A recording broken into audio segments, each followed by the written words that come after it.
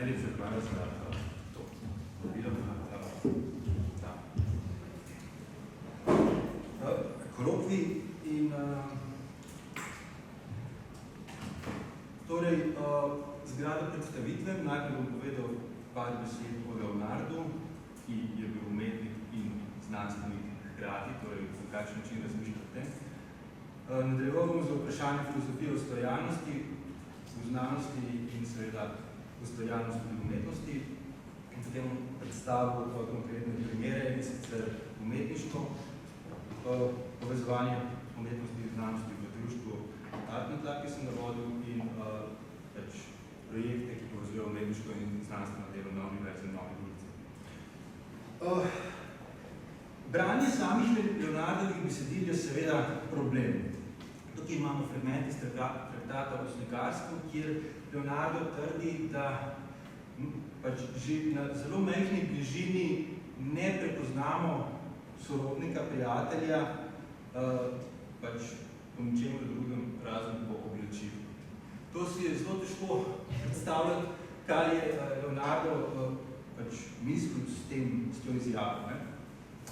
In zdaj, ena možnost za iskanje odgovora na to vprašanje je, da pogledamo v dejansko, kaj je Leonardo napisal. In tukaj imamo elektronsko izdajo Univerze v Virginiji, imamo množico rokopisnih verzij in tiskov. To je izdaja, ta elektronska izdaja je organizirana okrog te konkretne izdaje in jasno vidimo, da je zelo slikovita, lahko vidimo nek užitek humanistov, kako razvojimo takšne rokopise. In tukaj imamo ta primer determini corpi, deti lineamenti, ovvero infinitorni in tako naprej. Gre seveda za transkripcijo Leonardovih lastnih rokopisov, to je naredil njegov osebni tajnik po smrti Leonarda, to pomeni, da gre za nek prepis, po drugi strani vemo, da je Melci posegal v celovitost zapiskov o slikarstvu in to, kar tukaj gledamo, seveda Urbinski kodeks, ki je danes v Vatikanski knjižnici. In to je izdaja, ki je imela vpliv, ki je dejansko na nek način dosegla recepcijo v tem 16. stoletju. To je tiskana izdaja 17. stoletja, isto besedilo, več ali manj. Potem imamo seveda, lahko pogledamo angleški prevod. Tukaj vidimo, da seveda lahko prijatelja spoznamo, bodi si samo po obleki, samo tukaj je v prevodu dodano, air and other circumstances, pomeni tudi air kot na nek način obnašanje, pomeni, da ga prepoznaš na način drugim. Torej imamo element, ko je nekaj dodano s prevodom. Drugi problem razumevanja Leonarda. To je fragment, kjer se Leonardo ukvarja z vprašanjem, katere vede so ustrezne ali ne.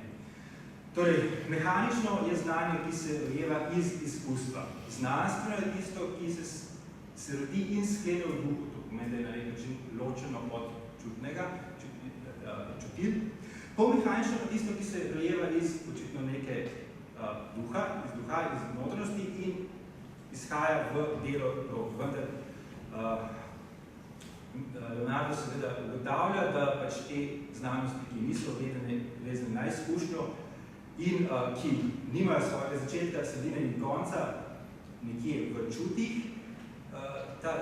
te znanja nimajo gotovosti.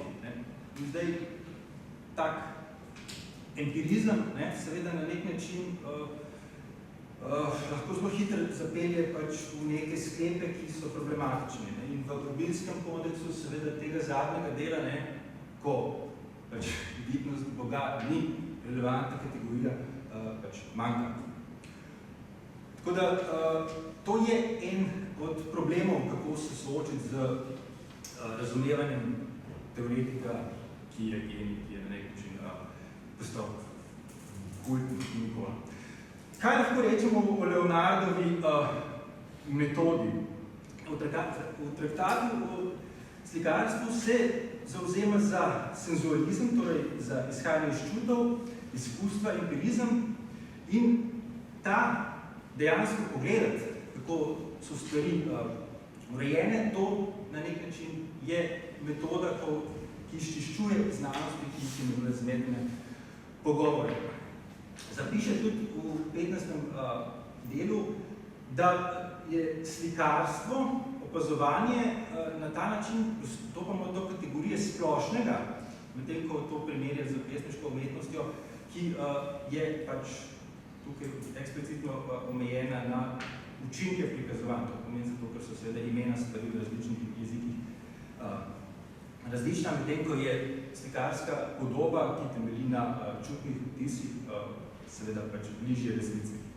Slikarstvo je torej nadrejeno pesniško in Leonardo je zelo motiral, da pač ni del artis liberales. Torej, tukaj imamo spet, kako si on predstavljal sistematiko. Slikarstvo je vnuk narave, torej narava je rodila vidne stvari, slikarstvo pač temelji na vidnih stvareh in iz slikarstva je nastala perspektiva in perspektiva je potem podlaga za astrologijo. Spet zanimivo, kam je slikarstvo postavil v sistem neke epistemologije. Slikarstvo se ukvarja z kakovostjo, kvaliteto, s kvantiteto se ukvarja z zvezdnimi količinami geometrije in nezvezdnimi aritmetika. Torej, očitno je, govori na več mestih Leonardo o tem, da je treba poznati čim več področij, govori o metodološki vrednosti kritike, in pač ta kritičnost na nek način spodbuja raziskovanje. Ko v bistvu, recimo, če se slikarji to kritizira, je to na nek način dobro, ker na ta način si spet prisiljen iti v naravo in pač pogledati, kakšne dejansko stvari so, ker to Leonarda zelo pač zanima. Svoje razlage vedno prej na opazovanje. Ima pa seveda s tem kako nenaradne ugotovitve, namreč meni, da se mišice kopirajo recimo na kožo. Torej, ta vreča orehov slavna je seveda, pač gre za Leonardovo kritiko svojega tehnika Michelangela in zdaj, pač, če pogledaš, je dejansko videti tukaj veliko količino izbuklin, velika količina izbuklin je tudi pač v Sikstinski kapeli, če gledaš pač Leonardo te kolorirane risbe in tukaj gre dejansko za pač nek projekt, šlo je za pač načrtovanje slike biti pri Andiari, kot je Leonardo in pri Kašini Michelangelo. Torej, kaj je pa dodano tem izkustvenemu delu? Neizkustveni dodatki so seveda, Leonardo je prepričan, da je slikarstvo trajno in zato na nek način celo v nekem vidiku nadrejeno naravi, seveda. Drugo je seveda vera v neko relevantnost aspekta skladnosti, harmoničnosti, ki je v državskih proporcij. In to verjetno izhaja ne iz opazovanja, kot iz nekega humanizma, renesanse, če se hoče. Torej, če gremo zdaj probati narediti most naprej v naslednjo stopnjo moje predstavitve, Leonardo ugotavlja, da pač mora slikar gledati nejasne stvari in ta nejasnost, recimo, madeži na zidu, iz tega izhaja izkus za novo razumevanje in to je v bistvu pač na nek način, ko vidiš nekaj nenavadnega, iz tega se rodi ustvarjalnost. In tukaj je nekaj, o čemer je seveda govoril precej ameriški semiotik, filozof, kemik, Charles Sanders Peirce. Zdaj, tukaj nekaj v kontekstu, pač Peirce je pomembno v zgodovini semiotike, je predhodnik strukturalne lingvistiki, iz katere je nastala semiologija in strukturalizem. Je v bistvu drugačna tradicija v semiotiki, po drugi strani gre za filozofski pragmatizem, ki ga pač predstavljajo Peirce, William James, Dewey in tako naprej. Torej, za ameriško filozofsko šolo. Pragmatizem se da razumeti kot skozi namen razložiti svet tako, da je v njem ustvarjalnost možna. In sicer, kot vidimo, Peirce je semiotiko povezal z teorijo razstave. Charles Sanders Peirce je skupaj z Williamom Weblom eden od utemeljiteljev znanstvene metode. In jaz sem pač v tem pisal pač v tej svoji knjigi, v teh vprašanjih. Torej, znanstvena metoda je sestavljena iz teh 4 elementov, gradnih hipotez, izpeljava posledic iz teh hipotez, eksperimentalno preverjanje teh hipotez, upoštevajoč ekonomijo raziskovanja. To se preslika v 3 tipe logičnega sklepanja kot faze ali stopnje znanstvene metode, ki se imenuje abdukcija, dedukcija in dedukcija. Abdukcija izpeljava razlage presenetljivega pojava, torej razloženje nekaj, kar je presenetljivo, je razloženo tako, da postane pričakovano pač seveda v okviru trenutno dostopne, v tem trenutno dostopne vednosti. Dedukcija izpeljava posledic, ki jih je mogoče opazovati, in indukcija je za Peircea eksperimentalno preverjanje hipoteze in še indukcija podaja novo vednost. Torej, Peirce pravzaprav izenači abdukcijo s pragmaticizmom v celoti in z ekonomiko raziskave, saj v bistvu, če pač ničesa ni možno preveriti, potem na ta način ne dobiš nobenega spoznanja in jasno, zaradi tega je tudi v bistvu abduktivno sklepanje napačno. Tole je na nek način jedro Peirceovega pragmaticizma, tako imenovana pragmatična maksima, kot jo je imenoval William James.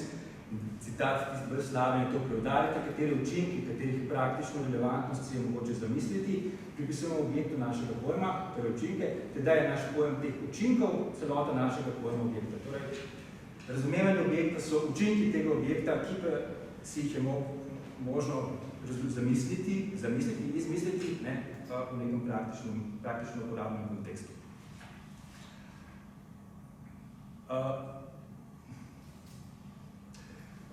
Zdaj, Peirce sem jaz v svojih raziskavah uporabil v povezavi z literarnim realizmom. Sicer je za razlago, kako literarni realizem 19.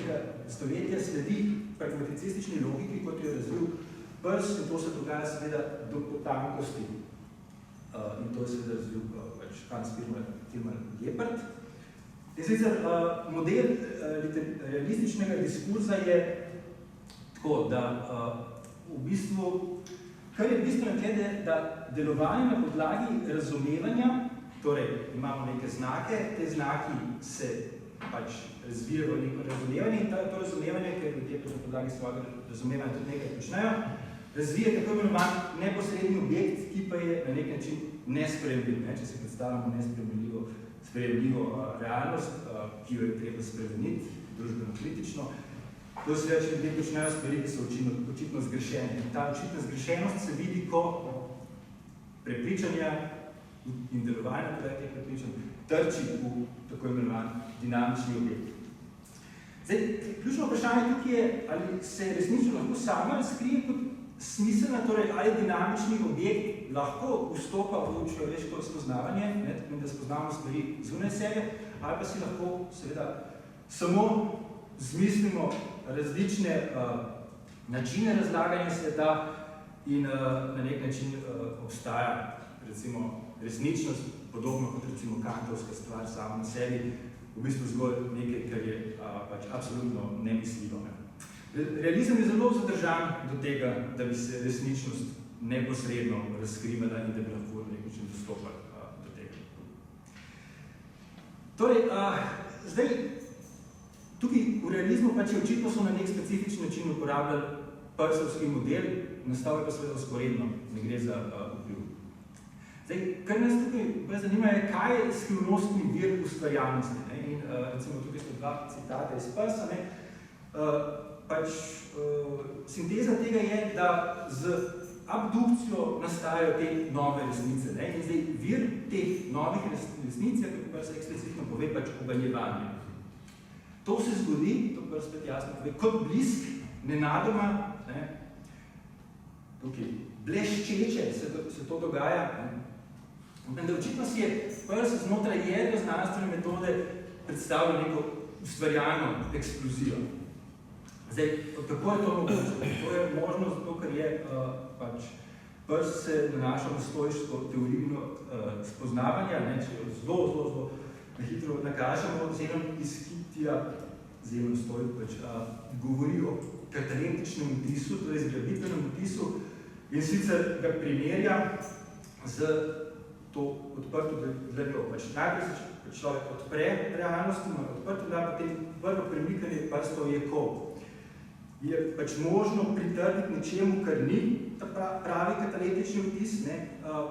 Potem zgrabitev je pritrditev pravemu katalektičnemu vtisu in potem stabilna vednost je pač roka, ki jo stisne še druga pest. Zdaj, kar je ključno tukaj, je to, da je človek delno aktiven, priteljuje vtisom, gleda na nje z vso pazljivostjo kot na rokodelske umetnine. Torej, gre za kombiniranje obstoječih zaznav in za neko razumsko obdelavo, ki pa ne dodaja novih spoznanj. Zdaj, to je seveda mogoče zgolj, pač, če predpostavljamo tako imenovanega stoiškega boga, ki je garant smiselnosti sveta. Torej, to po ustvarjalnosti znotraj prstovskega pragmaticizma, zdaj pa konkretni primeri, kako lahko neko umestno področje med umetnostjo in znanostjo razumemo danes. Tukaj gre za društvo, ki je posvečeno, ki je bilo, v bistvu očitno smo ga zaprli, posvečeno združevanju umetniških in znanstvenih pristopov. In sicer cilj tega društva je bila refleksija umetnosti v novih komunikacijskih tehnologijah in šlo je za projekt dveh vizionarskih profesorjev, profesor Sreča Dragana z Akademije za likovno umetnost in profesorja Franca Soline z Fakultete za računalništvo in informatiko Univerze v Ljubljani. In tole je projekt iz leta 2000 z naslovom Artnet Lab. To je projekt Dušana Bučarja, ki je prvi predsednik Artnet Laba, ki pa po izobrazbi in naslov projekta je Kuhinja. To je del tega spletnega mesta Artnet Lab in znotraj tega je bilo 5 umetnikov in eden od teh je pač neko spletišče Kuhinja in tukaj je predstavil recepte, kot na nek način Leonardo praktično, vendar tudi hkrati na podlagi opazovanja sveta, področja pogojev delovanja določenega medija.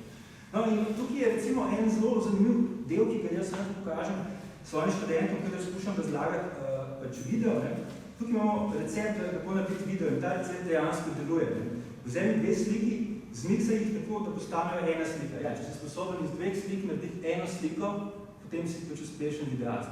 In zdaj, če tega ne uspe, potem pač videa ni. Zdaj, dodaš strop, ne, in če se malo trese, to pomeni, da je prvo tradicijo dam džumpajka, ker je vedno dober. In drugo pa spet je pa niže na receptu, ne, to pomeni, če v bistvu že eno sliko, si v bistvu zelo deleč prišel. Tako da, to je zelo važno, da na nek način razmišljaš, skušaš v bistvu tudi racionalizirati nekaj na podlagi opazovanja. Isti projekt je bil leta 2001 razširjen v okviru 7. mednarodnega festivala računalniških umetnosti v Mariboru v tako imenovano VAP kuhinjo. Kuhinja se je upravljala preko VAP protokola, to je bila neka zgodna oblika interneta preko mobilnih telefonov, danes še obstajajo telefoni, ki tega ne zmorejo, protokol je več zastarel, mislim, dobesedno se ga ne uporablja več. In po njej se premika tudi robot, ki ima ultrazvočne senzorje in se na nek način znajde na slov neke umetne inteligence, da se na nek način znajde po prostoru.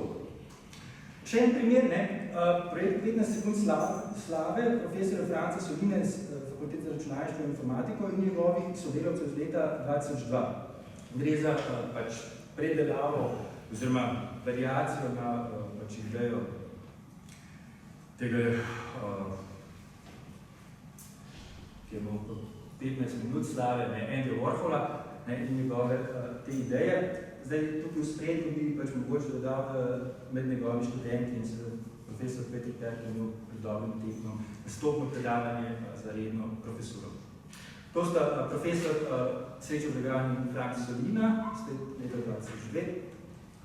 Tole je bil zanimiv projekt iz leta 2003, spletna stran za remontiranje videofragmentov. Danes sem to zdi nekaj, kar je tako rekoč samoumevno. Lahko na telefonu zmontiramo svoje videe. Ne. Tukaj imamo situacijo, ki je pravzaprav radikalno drugačna. Ne. Dva umetnika in skupina programerov so se zamislili način in protokol, kako remontiraš fragmente videa, da s tem določiš tako proces remontaža kot proces recepcije videa. Imamo na nek način kontrolo nad v bistvu tem, na kakšen način se gradi video podoba. Leta 2004 je nastal videoarhiv in še vedno deluje, gre za videoarhiv del študentov študija videa, za video na Akademiji za likovno umetnost. Je več kot 100 video v njem, zelo zgoden primer spletnega. Ta je bil najprej digitalni arhiv, potem leta 2005 že spletni. Torej, do zdaj smo govorili o Leonardo da Vinciju, Persu, Artnet Labu in sicer Leonardo trudil slikarstvo razvit kot znanost, Pers je odpira problem filozofije kreativnosti, umetnosti in znanosti in Artnet Lab je primer povezovanja likovnih umetnosti in informatike.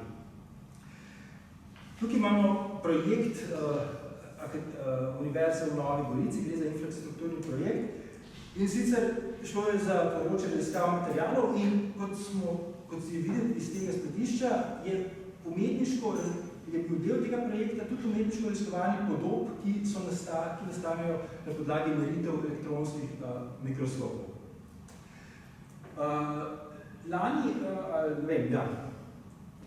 Lani smo je bil ta projekt postavljen kot del neke druge razstave in tukaj imamo neke inštalacije z več projektov na sredini, je delo, ki temelji na tem projektu, ki je vezan na elektronske mikroskope. In sicer to je bila predstavitev, ki je bila del tako imenovane delavnice iz elektronske mikroskopije v umetnosti. Šlo je za predstavitev področja in za praktično demonstracijo nastajanja teh podob. Ker to je predpogoj, da te podobe pogledamo, zato da se do njih seveda opredelimo kot do nečesa, to je likovni izraz. In najprej smo teoretsko razložili, na kakšen način se sploh treba razmišljati o takih podobah, ki je slika teorijo Viljama Flusserja. Potem nekako predstavljali umetnik, ki se s tem ukvarja, najslavnejši živeči slikar se je pa seveda ukvarjal s slikanjem podob, ki so nastale z elektronskim mikroskopom. Tukaj vidimo zabris potez po horizontali, ki je videti podobno, kot so zabrisane podobe na elektronskem mikroskopu. To veš samo, če seveda dejansko uporabljaš te mikroskope in vidiš, na kakšen način se ta oblika transformira. In hecno je, oziroma kar je zelo pomembno na nek način z umetnostno-zgodovinskega vidika, je, da je ta zabris enak, kot je zabris na Richterjevih najslavnejših slikah iz 60-ih, ko so seveda ni ukvarjali z elektronsko mikroskopijo. Torej, še en primer raziskave materialov na nanoskalah, profesor Uršula Berlot iz Ljubljanske akademije. Diorama nanocevčič, spet gre za neko stvar, ki jo lahko vidimo iz nanoravni. Zdaj, ta stvar je kot diorama, to pomeni, da na nek način se skuša likovno upodobiti to raven, kar se mi zdi pa seveda zelo pomembno. Temu je seveda sledilo predavanje o tem, na kakšen način je zgrajen elektronski mikroskop, kako dejansko deluje, dr. Matija Fanetija na našem centru za mikroskopijo in spektroskopijo v Ajdovščini in seveda temu je sledila praktična demonstracija. In potem še za sklep pokažem primer povezovanja umetniškega raziskovanja z humanistiki. Literatura, gre za projekt, ki je bil posvečen literaturi na stičišču, na meji, italijanski, furlanski svet, avstro-ogrski, nemško govoreč svet, italijanski svet, okrog Gorice in Trsta, celotna Furlanija. In po eni strani je seveda projekt sestavljen literarno-vednega dela, ki je vodila dr. Ana Toroš. In seveda drug del je bil prenos dognanj v resničnost prek tehnologij povečane resničnosti, tako imenovane augmented reality. In imamo slavne pesmi Rainerja Marije Rilkeja. Rilke ne bi ta svoj vers slišal, ko se je sprehajal po teh pečinah blizu tega Devina. Prve 3 elegije so nastale pač na tem gradu, ko je bil gost, pač povečna resničnost, ta je geografsko seveda določena, lahko vstopiš tudi v to poezijo kot neko instalacijo povečne resničnosti. Seveda, za osmisliti tak razmislek o literaturi vezan na nek konkretni prostor, zaključujem zadnji slajd, je seveda to, da pač Rilkejeva literatura seveda ima mnogo obdelav, razmislekov o njej, in dodali smo tudi slavno kritiko avtentičnosti Teodorja Adorna, ki se nanaša tudi na ta Rilkejeva dela. In tole je pač na Univerzi Novi Gorici torej iščemo in zastavljamo načine, kako povezati umetniško refleksijo sveta in znanstveno humanistiko. In mislim, da gre tukaj za pristop, ki ga simbolizira predvsem Leonardo da Vinci. Hvala.